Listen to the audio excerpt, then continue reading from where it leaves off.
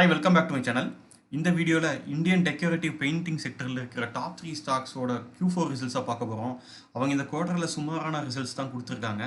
அப்படி சுமாரான ரிசல்ட்ஸ் கொடுக்கறதுக்கான காரணங்கள் என்ன, அந்த இண்டஸ்ட்ரி ஆஸ் அ ஹோல் என்ன மாதிரி ப்ராப்ளம்ஸ் எல்லாம் ரீசெண்ட் டைமில் ஃபேஸ் பண்ணிகிட்டு இருக்கு அப்படிங்கிறத இந்த வீடியோவில் நான் டீட்டெயிலாக பேச போகிறேன். வாங்க வீடியோக்கு போகலாம். ஃபஸ்ட்டு நம்ம இந்தியன் டெக்கரேட்டிவ் பெயிண்ட் மார்க்கெட்டோட ஓவரால் மார்க்கெட் வேல்யூ எவ்வளோன்னு பார்த்தீங்கன்னா 80,000 crores-ஆக இருக்குது. இது இன்னும் வருங்காலங்களில் எக்ஸ்பேண்ட் ஆகும்னு எதிர்பார்க்கப்படுகிறது. அடுத்த 5 வருடத்துக்குள்ளே இதோட வேல்யூ வந்து 1 lakh crores-ஆக டச் பண்ணணும்னு எதிர்பார்க்குறாங்க. இந்த மார்க்கெட்டில் டாமினன்ட் பிளேயராக இருக்கிறது யாருன்னு பார்த்தீங்கன்னா ஏஷியன் பெயிண்ட்ஸ் கிட்டத்தட்ட 40% ஷேர் அவங்க தான் வச்சுருக்காங்க. ஃபாலோட் பை பர்ஜன் பெயிண்ட்ஸ், அவங்களுக்கு 20% ஷேர் இருக்குது. இதே கன்சர்ன் நேரலாக் பெயிண்ட்ஸ் பார்த்தீங்கன்னா 14% மார்க்கெட் ஷேர் வச்சுருக்காங்க. உங்களுக்கு அதர் கம்பெனிஸ் வந்து 26% மார்க்கெட் ஷேர் வச்சுருக்காங்க. இதில் உங்களுக்கு அல்கார் நோபல், அப்புறம் நிப்பான் பெயிண்ட்ஸ், இண்டிகோ பெயிண்ட்ஸ் போன்ற கம்பெனிஸ் எல்லாம் இருக்குது. இப்போது இந்தியாவில் டாப் 3 பிளேயர்ஸ் யாருன்னா ஏஷியன் பெயிண்ட்ஸ், பர்ஜர் பெயிண்ட்ஸ் அண்ட் கன்சர்ன் நேரலாக். இப்போ இந்த கம்பெனிஸ் இப்போ ரீசன்ட் குவார்ட்டரில் கொடுத்த ரிசல்ட்ஸை பார்க்கலாம். அதுக்கு முன்னாடி ஃபஸ்ட்டு முன்னாடி ஃபண்டமெண்டல்ஸ் பார்த்தலாம். ஸோ ஏஷியன் பெயிண்ட்ஸோட மார்க்கெட் கேப் பார்த்தீங்கன்னா கிட்டத்தட்ட 2,70,000 crores இருக்குது. இதே பர்ஜர் பெயிண்ட்ஸ் 57,000 crores-உம், கன்சர்ன் நேரலாக்கு 22,000 crores இருக்குது. இந்த இண்டஸ்ட்ரியோட பிஇ பார்த்தீங்கன்னா 44.9 இருக்குது. இதிலே ஏஷியன் பெயிண்ட்ஸோட பிஇயும் பர்ஜர் பெயிண்ட்ஸோட பிஇயும் பார்த்தீங்கன்னா 49.5, 49.4 இருக்குது. ஸோ இண்டஸ்ட்ரி பிஇயோட ஜாஸ்தியாக இருக்குது இந்த ரெண்டு கம்பெனிக்கும். இதே கன்சர்ன் நேரலாக்கோடது பார்த்தீங்கன்னா 33.1 இருக்குது. ஆல்மோஸ்ட் ஒரு 11% பக்கம் இண்டஸ்ட்ரி பிஇயோட கம்மியாக இருக்குது. ஸோ அந்த வகையில் பார்க்கும்போது இந்த 3 ஷேரில் கொஞ்சம் ஸ்லைட்லி அண்டர் வேல்யூடாக இருக்குது யாருன்னு பார்த்தீங்கன்னா கன்சர்ன் நேரலாக் பெயிண்ட்ஸ். டெப்ட் டு ஈக்விட்டியை பொறுத்த வரைக்கும் ஏஷியன் பெயிண்ட்ஸுக்கும் பர்ஜர் பெயிண்ட்ஸுக்கும் சிமிலர் டெப்ட் டு ஈக்விட்டி ரேஷியோ தான் இருக்குது. அவங்க ஏஷியன் பெயிண்ட்ஸ்க்கு 0.13%, அதே மாதிரி பர்ஜர் பெயிண்ட்ஸுக்கு 0.14 இருக்குது. இதே கன்சர்ன் நேரலாக்கு 0.05 இருக்குது. Return on capital employed and return on ஈக்விட்டியில் பார்த்தீங்கன்னா டாப்பில் யார் இருக்காங்கன்னா ஏஷியன் பெயிண்ட்ஸ்.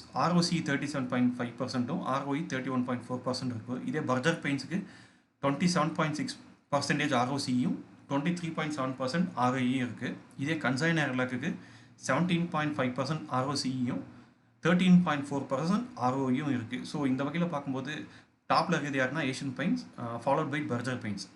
இப்போ இந்த 3 கம்பெனிஸோட ரீசன்ட் குவார்ட்டர்லி ரிசல்ட்டும் அதே மாதிரி இயர் ஆன் இயர் அவங்க எப்படி பர்ஃபார்ம் பண்ணியிருக்காங்கன்னு பார்க்கலாம். ஏஷியன் பெயிண்ட்ஸை பொறுத்த வரைக்கும் பார்த்தீங்கன்னா சேல் வந்து 1% டவுனாக இருக்குது இயர் ஆன் இயராக கம்பேர் பண்ணும்போது. சேல்ஸ் பார்த்தீங்கன்னா கிட்டத்தட்ட சிமிலர் நம்பர் தான் போஸ்ட் பண்ணியிருக்காங்க. எபிட்டா மார்ஜின் வந்து 9% ஃபால் ஆகிருக்கு. நெட் ப்ராஃபிட்டுங்கிறது வந்து பார்த்தீங்கன்னா பெரிய இம்ப்ரூவ்மெண்ட்டில் அப்படியே நெக்காக இருக்குது. ஒரு 15 crores தான் வந்து நெட் ப்ராஃபிட் ஜாஸ்தியாக இருக்குது. ஏர்னிங்ஸ் பர் ஷேர் 2% தான் இன்க்ரீஸ் ஆகிருக்கு. ஸோ இதுலேருந்தே தெரியுது லாஸ்ட் 1 இயரில் வந்துட்டு இந்த ஷேர் இயர் ஆன் இயரில் பார்க்கும்போது சரியான பர்ஃபார்மன்ஸ் பண்ணலான்னு தெரியுது. இதே பர்ஜர் பெயிண்ட்ஸை பார்த்தீங்கன்னா 3% தான் சேல்ஸில் இம்ப்ரூவ்மெண்ட் காமிச்சிருக்காங்க. எபிட்டாவில் 1% இம்ப்ரூவ்மெண்ட் காமிச்சிருக்காங்க. நெட் ப்ராஃபிட்டில் 20% இம்ப்ரூவ்மெண்ட் காமிச்சிருக்காங்க. ஏர்னிங்ஸ் பர் ஷேர் 20% இருக்குது. இதே கன்சர்ன் நேரலாக்கு பார்த்தீங்கன்னா சேல்ஸில் 2% தான் இம்ப்ரூவ்மெண்ட்ஸ் காட்டியிருக்காங்க. இதே எபிட்டா மார்ஜின் 6%, நெட் ப்ராஃபிட் 22%, இபிஎஸ்ல வந்து 24% காமிச்சிருக்காங்க. இதில் முக்கியமாக நம்ம கவனிக்க வேண்டிய விஷயம் என்னென்னு பார்த்தீங்கன்னா பர்ஜர் பெயிண்ட்டும் சரி கன்சர்ன் நேரலாக்கும் சரி 2 பேருமே பார்த்தீங்கன்னா 2%, 3% மட்டும்தான் சேல்ஸ்லேயே இன்க்ரிமெண்ட் காமிச்சிருக்காங்க. அப்படி இருந்தும் நெட் ப்ராஃபிட் 20% இருக்குன்னா அதுக்கு காரணம் என்னென்னா அவங்களுக்கு வந்து அதர் இன்கம்லேருந்து நல்ல ஒரு வருமானம் வந்திருக்கு இந்த ரீசன்ட் குவார்ட்டரில். அந்த அதர் இன்கம்ங்கிறது ஒன்று இல்லைன்னா இந்த 2 கம்பெனியுமே கிட்டத்தட்ட ஏஷியன் பெயிண்ட்ஸ் மாதிரியே ஒரு ஃப்ளாட்டான ரிசல்ட்ஸ் தான் கொடுத்துருப்பாங்க இப்போ முடிஞ்ச குவார்ட்டரில். ஸோ இதுலேருந்து கிளியராக தெரியுது ஆப்ரேட்டிங் மார்ஜின்கிறது வந்து இந்த 3 கம்பெனிக்குமே வந்து இந்த லாஸ்ட் குவார்ட்டரில் பார்த்தீங்கன்னா கம்மியாக இருக்குது when compare with March 2023 quarter. இப்போ இப்படி கம்மியானதுக்கு வீக்கான ரிசல்ட் ப்ரொவைட் பண்ணுறதுக்கான காரணங்கள் என்ன, இந்த இண்டஸ்ட்ரி ஆஸ் அ ஹோல் என்ன மாதிரியான ப்ராப்ளம்லாம் ஃபேஸ் பண்ணிருக்காங்கன்னு பார்க்கலாம். அதுக்கு முன்னாடி நம்ம இவங்களோட குவார்ட்டர்லி ரிசல்ட்ஸை கொஞ்சம் டீப்பாக பார்த்தீங்கன்னா தெரியும். இப்போ ரீசன்ட் குவார்ட்டர்ஸில் பார்த்தீங்கன்னா ஒரு 3 to 4 குவார்ட்டர்ஸில் ஏஷியன் பெயிண்ட்ஸ் பார்த்தீங்கன்னா ஜூன் 2023 ஒரு 1,500 crores பக்கம் ப்ராஃபிட் போஸ்ட் பண்ணியிருக்காங்க. இதே செப்டம்பரில் 1,232, இதே டிசம்பரில் 1,475, எகெயின் மார்ச்சில் 1,275. ஸோ ஒரு மாதிரி ஒரு ஜிக்ஸாக்காக இருக்குது. அவங்களோட ரிசல்ட் பார்த்தீங்கன்னா மேலேருந்து கீழே இறங்குது, அடுத்த குவார்ட்டருக்கு ரிசல்ட் பெட்டராக இருக்குது, எகெயின் கீழே இறங்குது. ஸோ அவங்களோட நெட் ப்ராஃபிட்டுங்கிறது வந்து பார்த்தீங்கன்னா ஃப்ளக்சுவேட் ஆகிட்டே இருக்குது. இதே மாதிரி தான் வந்துட்டு பர்ஜர் பெயிண்ட்ஸ்க்கும் இருக்குது. அதே மாதிரி கன்சர்ன் நேரலாக்கு குவார்ட்டர் வந்து அவங்க வளர்ச்சியை காட்டல. ஏன்னா அதுக்கு காரணங்கள் நிறையா இருக்குது, அதை அடுத்த ஸ்லைடில் காட்டுறேன். ஆனால் year on year profit or loss பார்க்கும்போது அவங்க இந்த 3 கம்பெனிஸுமே வந்து தொடர்ந்து வந்து ஒரு நல்ல க்ரோத்தை தான் காமிச்சிருக்காங்க. இதே 2019 ஏஷியன் பெயிண்ட்ஸோட ரிசல்ட்ஸ் பார்த்தீங்கன்னா 2,200 crore ப்ராஃபிட் போஸ்ட் பண்ணியிருக்காங்க. இதே 2020 இன்க்ரீஸ் ஆகிருக்கு. 21ல் 3000 crore பண்ணியிருக்காங்க. இதை 2022ல் ஸ்லைட்டாக டிப் ஆயிருக்கு. 2023ல் 4200 crore பக்கம் பண்ணியிருக்காங்க. இப்போ 2024ல் 5500 crores பக்கம் இம்ப்ரூவ்மெண்ட் காமிச்சிருக்காங்க. So yearly profit of loss ஸ்டேட்மெண்ட்டை பார்க்கும்போது ஒவ்வொரு வருஷத்தோட கம்பேர் பண்ணும்போது இவங்க வந்து தொடர்ந்து வந்து ப்ராஃபிட்டபுளாக இருக்காங்க. அந்த ப்ராஃபிட்டும் வருஷம் இன்க்ரீஸ் ஆகிட்டே இருக்குது. இதே மாதிரி தான் வந்துட்டு பர்ஜர் பெயின்ஸ்க்கு இருக்குது, கன்சைன் நெர்லாக் பெயின்ஸ்க்கும் இருக்குது. ஸோ இப்போ இந்த இண்டஸ்ட்ரியில் இருக்கிற ப்ராப்ளம்ஸ் என்னன்னு பார்க்கலாம். ஃபஸ்ட்டு நான் 2 விஷயத்தை நான் முக்கியமான ப்ராப்ளமாக பார்க்குறேன். ஒன்று க்ரூட் ஆயில் ப்ரைஸ் ஃப்ளக்சுவேஷன், அதே மாதிரி சப்ளை செயின் டிஸ்ரப்ஷன். பெயிண்ட் இண்டஸ்ட்ரியில் முக்கியமான யூஸ் பண்ணப்படுற ரா மெட்டீரியல் எதுனா க்ரூட் ஆயில். இந்த ஆயிலோட ப்ரைஸுங்கிறது பார்த்தீங்கன்னா லாஸ்ட் 2 இயர்ஸாகவே ஃப்ளக்சுவேட்டிங்காக இருக்குது. எப்போ வந்துட்டு யுக்ரைன் ரஷ்யாவை ஸ்டார்ட் ஆச்சோ அப்போ இருந்து இன்னைக்கு வரைக்குமே க்ரூட் ஆயிலோட ப்ரைஸுங்கிறது வந்துட்டு ஒரு ஸ்டெடியான லெவல்லே இல்லை. ஒன்றா $100 பக்கம் போகுது, திரும்ப $80 கிட்ட இறங்குது, திரும்ப 90, 100ன்னு சொல்லி ஃப்ளக்சுவேட் ஆகிட்டு தான் இருக்குது. அது காரணம் என்னென்னா யுக்ரைன் ரஷ்யா வார் மட்டும் இல்லை, அதை தொடர்ந்து நடந்த இஸ்ரேல் ஹமாஸுக்கு நடந்த சண்டை, அதை தொடர்ந்து வந்த ஈரானுக்கு இஸ்ரேலுக்கு நடந்த சண்டை. அது மட்டும் இல்லை, இஸ்ரேல் வந்து பாலஸ்தீனத்து மேலே நடந்த தாக்குதலுக்கு பதிலடி கொடுக்கும் விதமாக அந்த ரெட்சியில் வந்து ஹவுதி ரிபிள்ஸ் வந்துட்டு நிறையா அங்கே அந்த சீல போகிற நிறைய ஷிப்ஸ் எல்லாம் அட்டாக் பண்ணாங்க. அதுவும் குறிப்பாக பார்த்தீங்கன்னா ஆயில் டேங்கர் ஷிப்ஸ் மேலே வந்து நிறைய சிறை பிடிச்சாங்க, நிறைய அட்டாக்கும் பண்ணாங்க. அந்த டைமில் என்னாச்சுன்னு பார்த்தீங்கன்னா சப்ளை செயினுங்கிறது வந்து பெருமளவில் டிஸ்ரப்ட் ஆச்சு. அதில் முக்கியமாக டிஸ்ரப்ட் ஆனது எதுன்னு பார்த்தீங்கன்னா ஆயில் தான். மெயினாக க்ரூட் ஆயிலோட டிரான்ஸ்போர்ட் தான் வந்துட்டு சரியாக பண்ண முடியாமல் போச்சு. ஸோ அதனாலேயே வந்து க்ரூட் ஆயிலோட ப்ரைஸும் ஃப்ளக்சுவேட் ஆச்சு. ஸோ இந்த ரெண்டும் இது ஒரு பெரிய ப்ராப்ளமாக அவங்க ஃபேஸ் பண்ணியிருக்காங்க லாஸ்ட் 1 to 2 இயரில். அடுத்து ஸ்லக்கிஷ் ரியல் எஸ்டேட் மார்க்கெட், அதே மாதிரி கன்சியூமர் ஸ்பெண்டிங். உங்களுக்கே நல்லா தெரியும், இப்போ லாஸ்ட் 1 to 1.5 இயர்ஸாகவே பார்த்தீங்கன்னா இன்ஃப்ளேஷனுங்கிறது வந்துட்டு பெருகிட்டே போயிருக்கு. இந்தியாவில் மட்டும் இல்லை, அமெரிக்காவில் இன்ஃப்ளேஷன் ஜாஸ்தியாக இருக்குது. இதன் காரணமாகவே லாஸ்ட் 1 இயராக பார்த்தீங்கன்னா இந்தியாவில் ஆர்பிஐயும் சரி, அமெரிக்காவில் ஃபெட்டும் சரி, தொடர்ந்து ரெப்போ ரேட்டை வந்து இன்க்ரீஸ் பண்ணிட்டே வந்தாங்க. அப்படி இன்க்ரீஸ் பண்ணும்போது என்ன ஆகுதுன்னா ரியல் எஸ்டேட்டில் வந்து இன்வெஸ்ட் பண்ணுறவங்களோட எண்ணிக்கை கம்மியாச்சு. ஏன்னா ரியல் எஸ்டேட்டில் வந்து இன்வெஸ்ட்மெண்ட் பண்ணுறதுக்கு வந்து நிறையா பணம் செலவாகும். இதுக்கு பெரும்பாலான மக்கள் வந்து லோன் எடுத்து தான் ஒரு அப்பார்ட்மெண்ட்டோ ஒரு ஓன் ஹவுஸோ கட்டுவாங்க. ஸோ அப்படி இருக்கும்போது இன்ட்ரெஸ்ட் ரேட் ஜாஸ்தியாக இருக்கும்போது யாருமே வந்து ரியல் எஸ்டேட்டில் இன்வெஸ்ட் பண்ணுறதுக்கு விரும்ப மாட்டாங்க. ஸோ எப்போ இன்ட்ரெஸ்ட் ரேட்டு கம்மியாகுதோ அப்போ நம்ம ரியல் எஸ்டேட்டில் இன்வெஸ்ட் பண்ணலான்னு மக்கள் வெயிட் பண்ணிருக்காங்க. ஸோ இந்த டைமில் ரியல் எஸ்டேட் மார்க்கெட் வீக் ஆச்சு. ஸோ அப்படி ரியல் எஸ்டேட் மார்க்கெட் வீக் ஆனாலே வந்து இந்தியன் டெக்கரேட்டிவ் பெயிண்டிங் செக்டரில் இருக்க கம்பெனிஸோட பிஸ்னஸும் கொஞ்சம் டல் ஆகும்.